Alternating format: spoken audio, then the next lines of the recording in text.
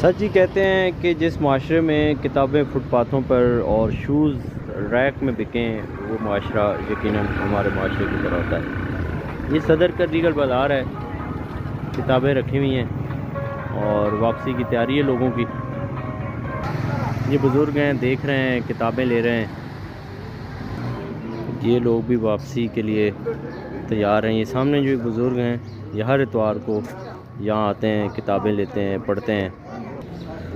یہ بھی دیکھیں جی کتابیں فٹ پاتھ پہ رکھی ہوئی ہیں۔ یہ کتابیں انہوں نے کچھ نیچے کچھ اوپر رکھی ہوئی ہیں، وہ پیچھے بھی ہیں۔ آپ کو ایک جگہ دکھاتے ہیں جہاں سے میں ڈاک کے ٹکٹ وغیرہ لیتا ہوں جن صاحب سے، اور دیگر پرانی چیزیں مخطوطات وغیرہ یہاں سے ان سے مجھے مل جاتی ہیں۔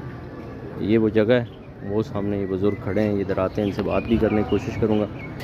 مجھے چونکہ پرانے ڈاک ٹکٹ کا اور پینٹنگ وغیرہ کا شوق ہے تو یہاں سے مجھے بہت ہی سستے داموں صدر میں یہ جو صاحب آ رہے ہیں ٹوپی والے، ان کے پاس سے مجھے مل جاتی ہیں۔